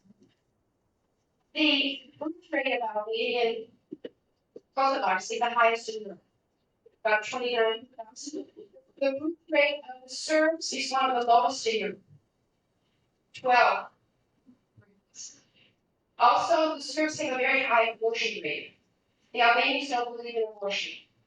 So when I said that 50% of the population of Kosovo was 17 and under, this is big families. Now, this is also poverty. They have the highest birth rate, they have the highest infant mortality rate. Kids die. And you know in poor places, your insurance is your family. So where people want to say the Albanians promote it, it's what they put right from there. I don't have a problem though comparing Albanians on the internet, because I would say Serbs have a little advantage, they tend to have electricity right now. And I would say Albanians in Kosovo are not going to be big on the internet. They are only, but it's a much poorer region. Your question as to the boundaries of Yugoslavia, what do they call it, rump Yugoslavia? The Yugoslavia really the only part left. And this is all under the reign of Mr. Milosevic, by the way. Yugoslavia has lost so much of its former territory. Right now, Yugoslavia, former Yugoslavia, is only the Republic of Serbia and the Republic of Montenegro. According to Belgrade, remember that in 1989, we took off the autonomous region, south of Kosovo. So according to Belgrade, Kosovo is part of the Republic of Serbia. I would say when you've done this amount of genocide, you've lost your right to rule. But I'm not an international lawyer. Your permission will go over about 5 minutes, take any more questions. The view of the family is when there is a really nationalist impact of I'm wondering if you're considering them user after. Obviously, I think they rose somewhat after the left early many skills and everything. The expression parents didn't exist when I was there in 78, but I think that in Detroit, so I certainly heard, and that newspaper in Indiana, the background says that the Indian Edith, the home of his home, because there's a huge type of KLA. There have been all sorts of negative things said about the KLA, the way they get their money and different things. They're a ragtag group. They're an attempt to respond to this. Their weapons are mostly Kalashnikovs handguns they got from the area. They have no anti-tank weapons, for example. When your village has been burned and people killed and people raped, you want to respond. I think it's the most understandable thing in the world. I'd love them to have more training. Again, we compare them to a government, but they never have a place to put their heads even. One of the interesting things today is you see men in their 50s fighting. People in their 50s are not known as a real sort of rebellious extremist group. I think when you see men in their 50s fighting, that shows you something too. They feel they have to. No one else is taking their place. The hard thing with KLA is we don't know the leadership. And people said there's about 4 different branches. At Rambouillet, did people follow that sham treaty in France in Rambouillet? There were several leaders that Hachidachi is a good one. I'm hopeful for the KLA, but it certainly needs better arms, it needs training.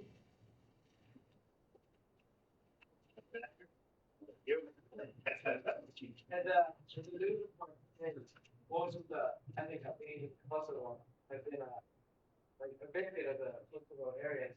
The refugees, like where do they want to go on from here today? Like their villages have been burned, their people, whatever. Do they want to? Where do they want to go to? Do they wish to move back, or do they want to move on? Or what's that, Dolly? It's a real good question. What's next? All the families that I know, and I've been following very closely through different news sources. All the refugees people talk to say we want to go home. It's interesting to understand what home means to these people. People don't have bank accounts there. Your home is your whole security. You put all your money into your home. So to burn home is to burn all the things that you've done. People's homes really matter, and 500 villages burned. But people want to go home. My worry is the number of men who have been killed. So you have women with small children going home. What kind of international force would you have to have, and what kind of support would you have to have for rebuilding for people who have no men above the age of 12? I don't know, but no one, wants to stay in Albania. It's a poor country with its own problems. Macedonia doesn't want them. They will fight if they try to stay. They hate them.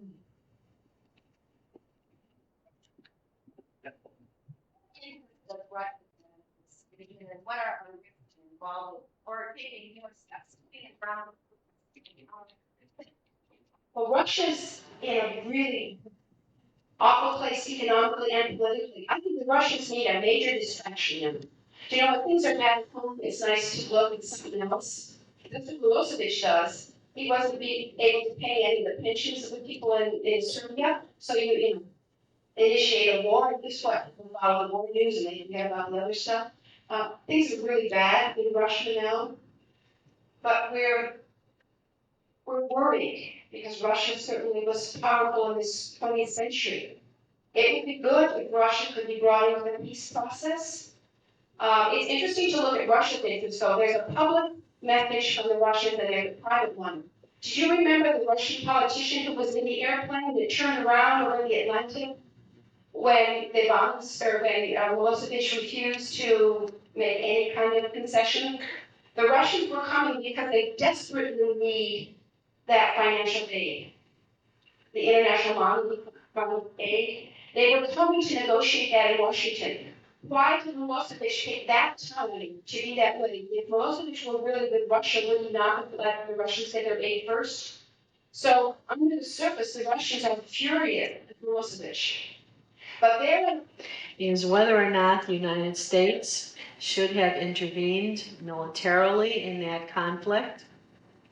And there is also a larger question of what type of intervention there should have been in Kosovo, if any. To address those questions this morning, we have two gentlemen, Mr. Al Fishman, Mr. Jeff Nelson. Mr. Fishman has been a peace activist for over 50 years. He is the current National Director of Peace Action, member of the National Board of Peace Action, and he may be being joined by his wife, although we don't see her at the moment, who is a member of the Women's International League for Peace and Freedom. And her parents were actually immigrants from Montenegro at the turn of the century. Mr. Jeff Nelson is a member of Groundwork for a Just World, which is part of a coalition, Metro Detroit Against Sanctions.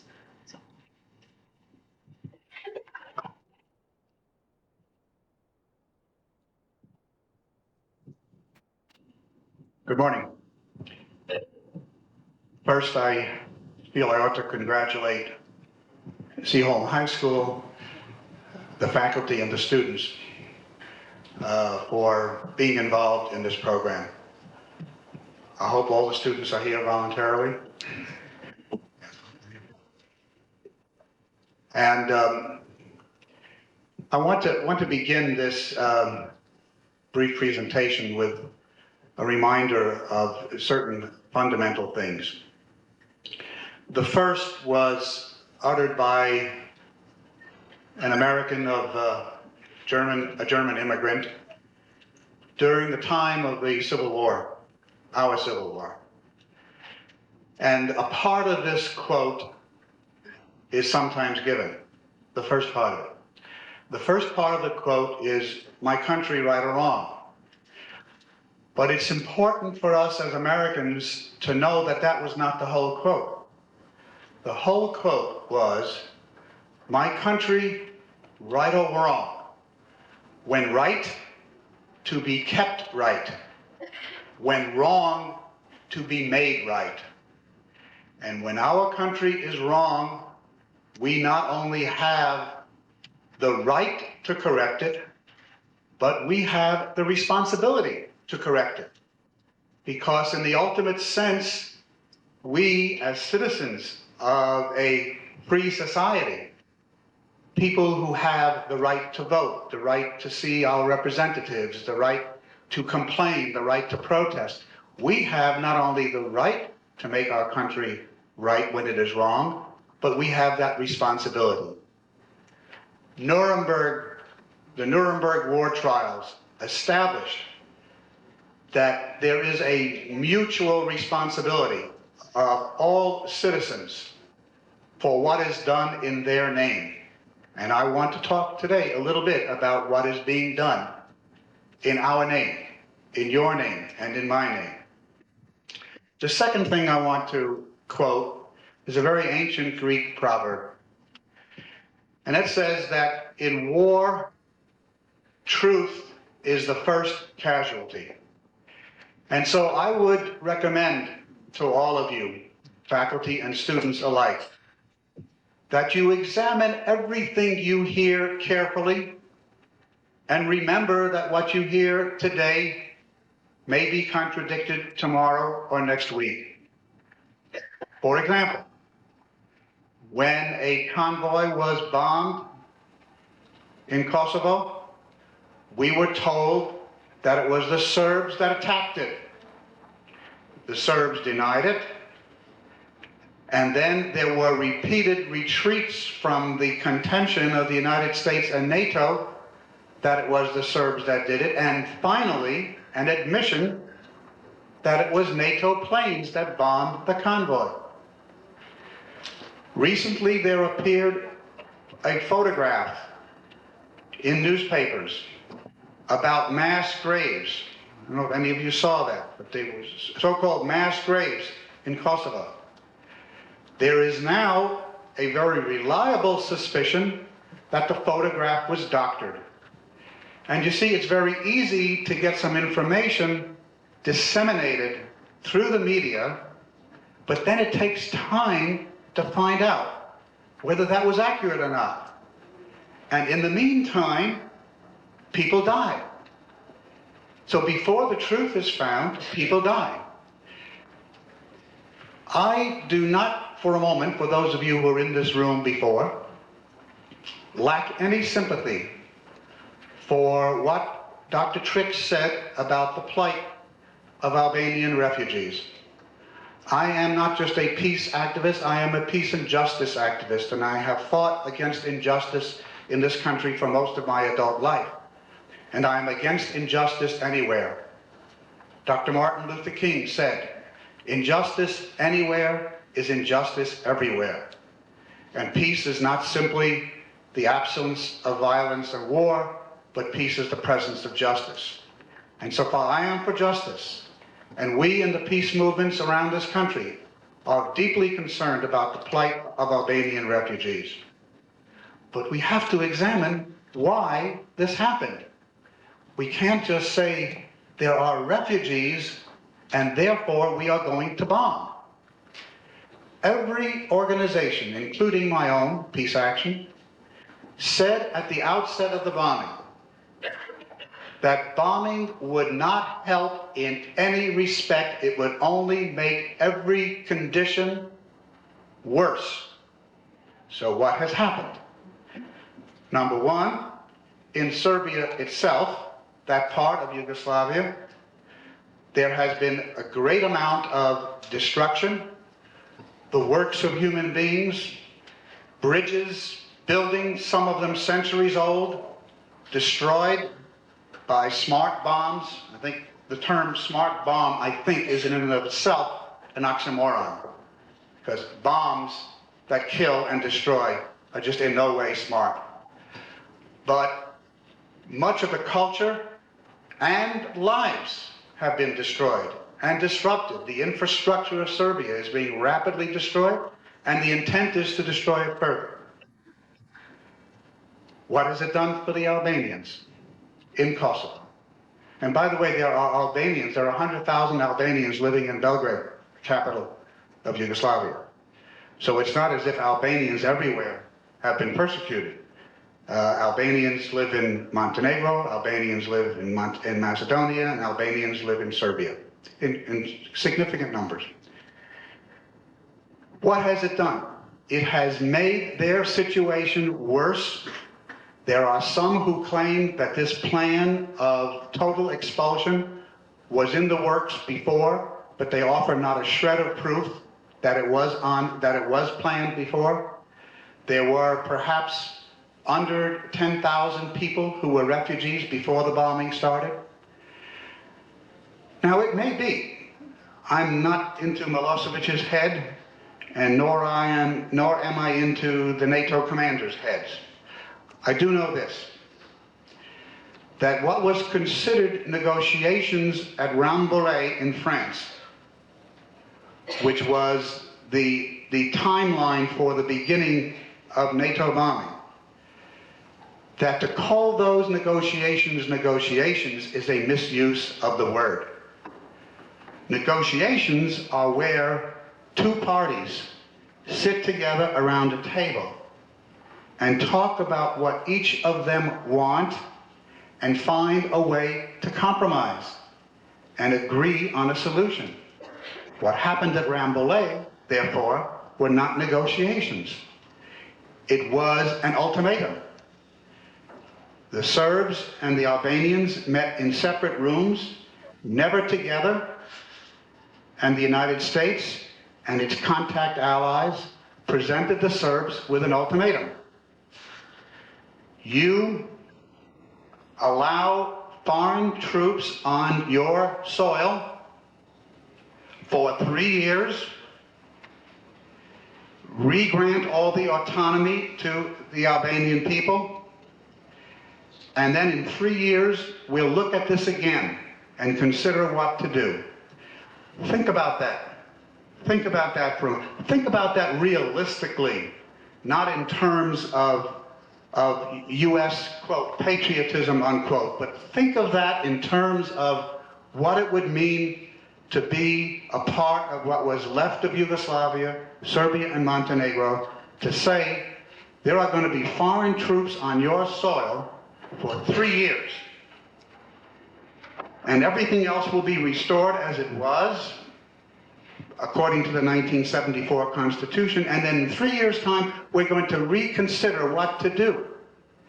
Keeping in mind that there was a movement that had existed for a number of years, comparable to the movement that Milosevic supported for Greater Serbia, a movement for Greater Albania, which, for those of you who were in this room before, hearing Dr. Trix, would have included parts of Montenegro, parts of Macedonia, and virtually all of Kosovo. And perhaps as a preliminary step to uniting with Albania itself. Let's think for a minute. As US citizens, what would we say? What would we say if 20, 30 years from now, the Hispanic American population of the Southwest United States, parts of Texas, parts of New Mexico, Arizona, Southern California, what if they decided, when they were a superior majority, that they no longer wanted to speak English at all? I'm not talking about bilingualism. I'm talking about that, a refusal to speak English. What if they refused to pay taxes to the United States government?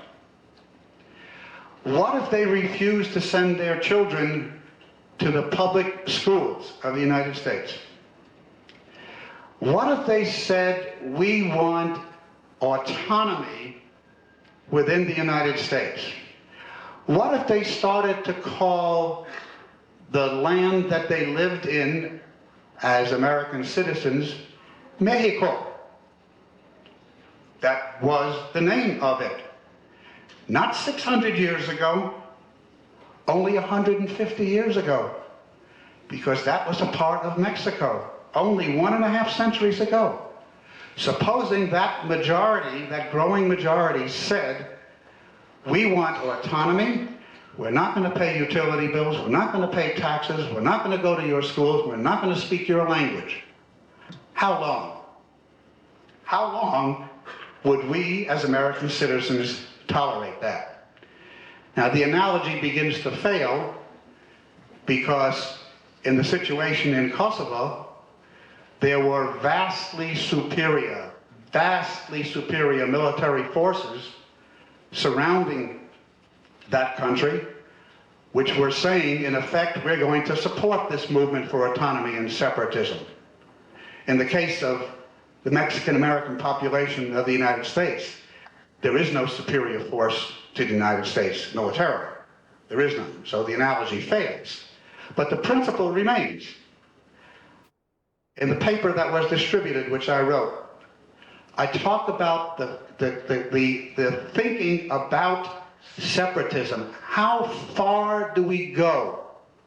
How far do we go? How low down do we go to talk about breaking up nation states on the basis of race or religion or ethnic background or tribe, as the case may be in some areas? How far down do we go?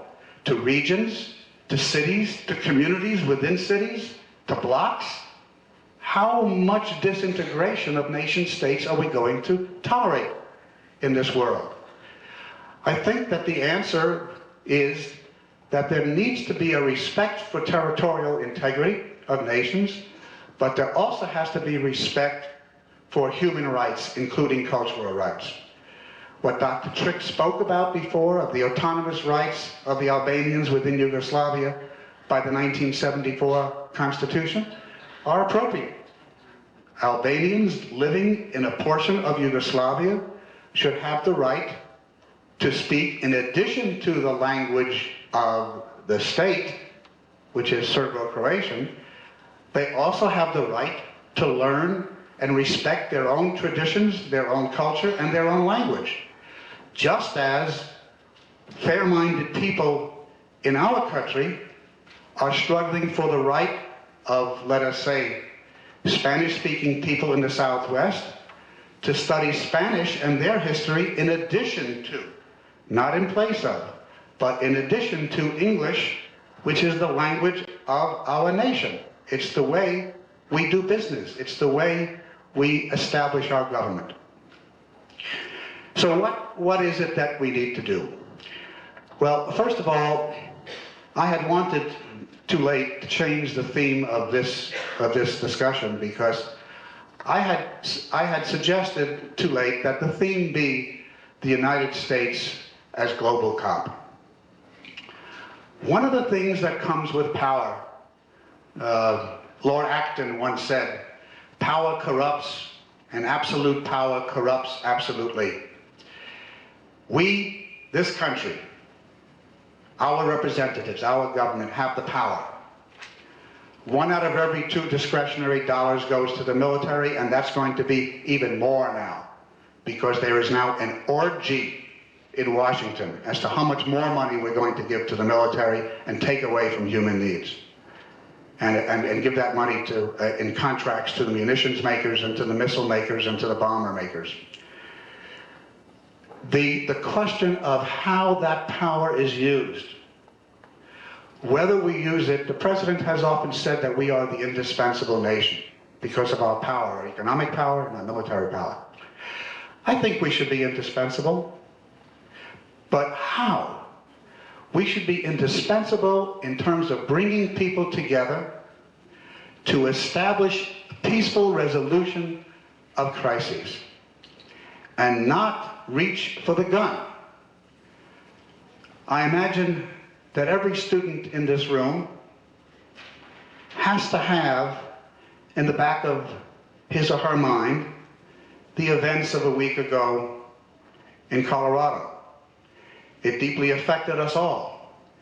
But the question that has not been discussed in the media in any extent is how this example of violence, of the use of violence to resolve disputes, has become a national phenomenon, a training ground for us all. And I think we have to think very deeply about that, very deeply, because the soul of this country is at stake. The very soul of this nation is at stake as we move toward how we use this power that we possess. Now, let me just briefly end this part of what I want to say and then turn it over to Jeff Nelson from Metro Detroit, Detroit Against Sanctions.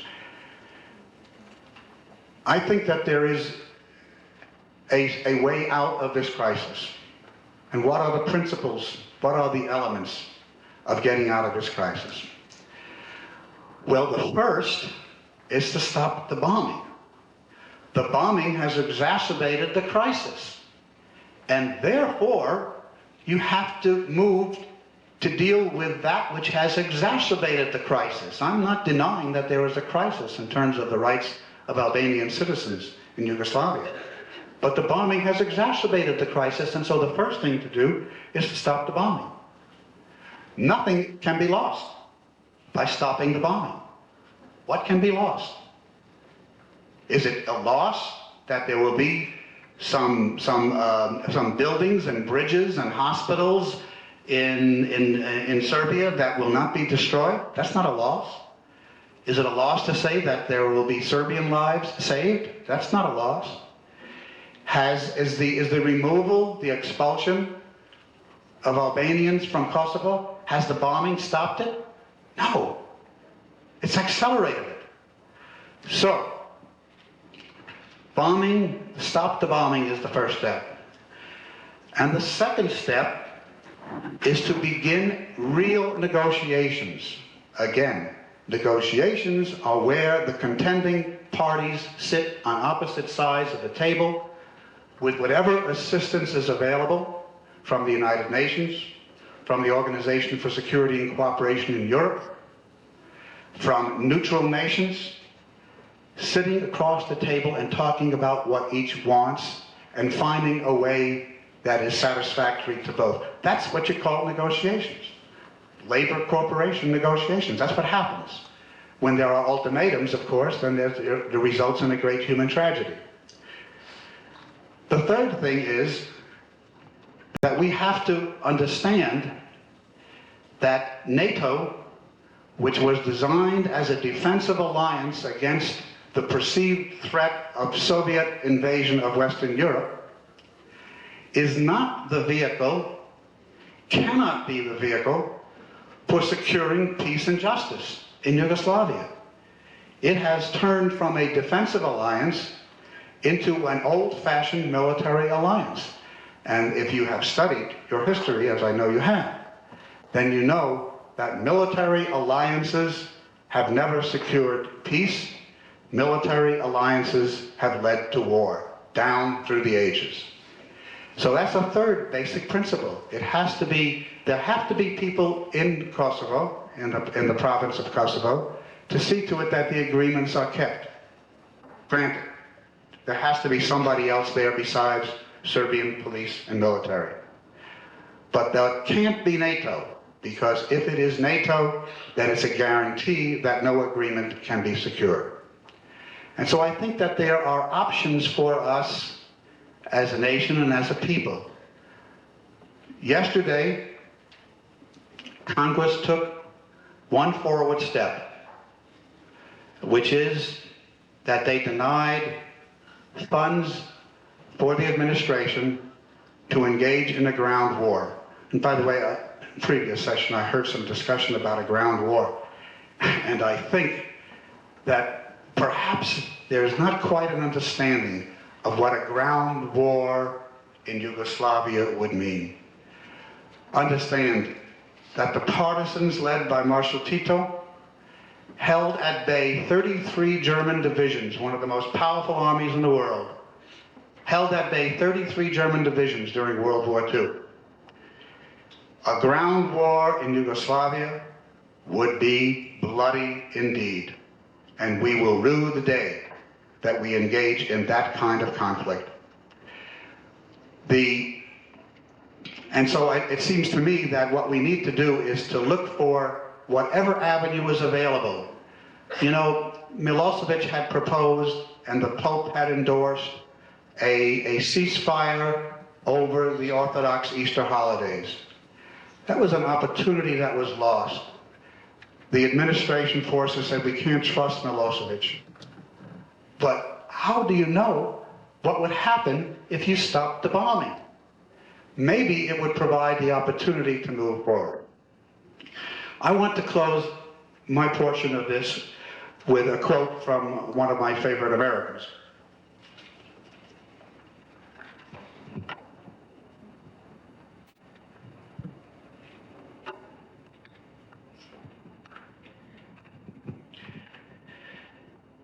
This is from Dr. Martin Luther King. Let us hope that the spirit of love, will become the order of the day. We can no longer afford to worship the god of hate or bow before the altar of retaliation. The oceans of history are made turbulent by the ever-rising tides of hate. History is cluttered with the wreckage of nations and individuals that pursued this self-defeating path of hate. As Arnold Toynbee says, love is the ultimate force that makes for the saving choice of life and good against the damning choice of death and evil. Therefore, the first hope in our inventory must be the hope that love is going to have the last word. We are now faced, and he was saying this, of course, during the war in Vietnam, which took place before most of you were born. We are now faced with the fact that tomorrow is today. We are confronted with the fierce urgency of now. In this unfolding conundrum of life and history, there is such a thing as being too late. Procrastination is still the thief of time. Life often leaves us standing bare, naked, and dejected with a lost opportunity. The tide in the affairs of men does not remain at the flood. It ebbs. We may cry out desperately for time to pause in her passage, but time is deaf to every plea and rushes on. Over the bleached bones and jumbled residue of numerous civilizations are written the pathetic words, "Too late." There is an invisible book of life that faithfully records our vigilance or our neglect. The moving finger writes, and having writ, moves on. We still have a choice today: nonviolent coexistence or violent co-annihilation. I suggest to you that if we are to be the indispensable nation, then we must reject our own record of the past. We have not signed the Landmines Treaty. We have not endorsed the treaty setting up an international criminal court. We continue to violate the Nuclear Non-Proliferation Treaty by maintaining nuclear weapons and building new ones. We have to look at the record of this country, and we have to look at even the present record of this country, which my colleague is going to do in part following my remarks. But the time is now. We have to stop the bombing, we have to stop the violence, and move toward a peaceful resolution of the conflict. Thank you, and I'll be available for questions later.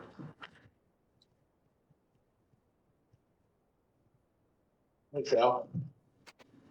Good morning. My name is Jeff Nelson, and I work for an organization in Detroit called Metro Detroit Against the Sanctions. It's an organization that works to inform the public of the humanitarian crisis that exists in the country of Iraq, based upon the sanctions that have been in place over the last 8 years. In 1991, when we began the Gulf War, I was 18, a freshman in college, and that war and our involvement in it and my ability after that to begin to ask questions has shaped me into who I am and how I've decided to live and what I've decided to do with my life. And if anything, I encourage you to use this time in your lives, in the face of this crisis in the Balkans, to do the same things. During the last talk, it was argued that when a nation commits genocide, it gives up its right to govern, and I agree with that.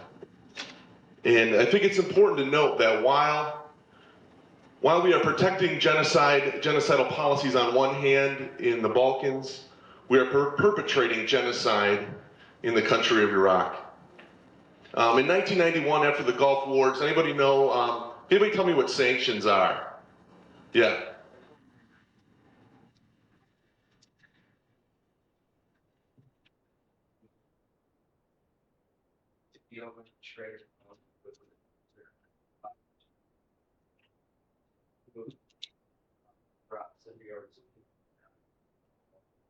Yeah, he's right. Sanctions are a blockade. Not only a blockade of exports, but a blockade of imports. After 1991, Iraq was put under the strictest sanctions ever in the history of the United Nations. Nothing has been allowed out of that country, and virtually nothing has been allowed in. Food and medicine have been denied to people, and that's who it is affecting. Make no mistake about it, we talk a lot about collateral damage in our wars today that are supposedly accidental casualties. Sanctions are a designed policy to starve the poorest of the poor. And over the last 8 years, the United States, against mounting international opposition to these sanctions, has held tight. The result, 1.5 million Iraqi people have died as a result of treatable disease. Things that, like, if you got in this country, you wouldn't have to worry about because we have the medicine to take care of it. Over 800,000 of those people have been children, kids, your age. Many of them under the age of 5 who have been born after the Gulf War. People who were born before the conflict took place. All right, let's see, if I get everyone on this side just to raise their hand here for a second, just on this side of me. All right, if you were in Iraq, these people right here would be suffering from what was called chronic malnutrition. 1 out of 3 people in the country of Iraq today do not have enough food to survive. 1 out of 3. If you were living in Iraq, no matter when you were born, no matter what you felt about Saddam Hussein, 1 out of 3 of you would be prevented food and medicine. Because of the war in 1991, the complete civilian infrastructure was destroyed. All the water, all the electricity. And it's important to note that the sanctions not only prevent food and medicine coming in, but they prevent any ability to rebuild the civilian infrastructure.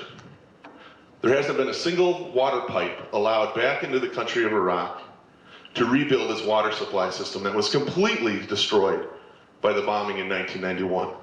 The result over the last 8 years, contaminated water, water filled with raw sewage that people they have to drink and live in. And that causes a lot of the disease, dysentery, diarrheal infections that are causing the death. 40% of the electricity of that country was knocked out. Almost 70% of its ability to produce oil was knocked out. Think about in this country, if we lost our capacity to use oil and our capacity to use electricity, what kind of lives would we be living? It's important to know, and the reason we bring this stuff up is because it's important to know that a lot of these facts have just began to come out. And a lot of the questions about the US policies have just been coming out. So it's important to know as we enter into this crisis in the Balkans, we have to look at our track record in other areas and say, are we doing the same things that would lead to a road to this type of humanitarian disaster? NATO has been authorized to bomb the civilian infrastructure of Serbia, to bomb its water, to bomb its electricity. Are we setting the stage for 8 years down the road to have the same humanitarian disaster that now is in the country of Iraq? How many students in this room voted for Governor Engler? Right, you weren't able to, were you? You weren't. Now let's say Governor Engler decided to invade Wisconsin to get all the cheese, okay? Good cheese there, all right? I'm from there, all right? It's good cheese. And he came back into here. And now Wisconsin and Illinois and Ohio, they got the United States to form a blockade on Michigan. The same kind of blockade. No food, no medicine. You're completely cut off. You who did not have the right to vote for Governor Engler. You who may like him or may not like him, who have had no say in his policy, would be affected by that. The innocent kids who have nothing to do with Saddam Hussein die. 250 of them, each and every day, because of our government's policy in the country of Iraq. As we enter into the Balkans, we must be aware that our human rights record isn't as sterling as is portrayed on our nightly news. And there's a vested interest in keeping the casualties of the country of Iraq off of our news, out of our papers, and away from you. Madeline, 60 Minutes went to Iraq in 1996 to do a coverage of the devastation in the country of Iraq. Leslie Stahl, who was the reporter, was completely appalled at what she saw there. The death, the devastation, the raw sewage running rampant through the water system. She came back and sat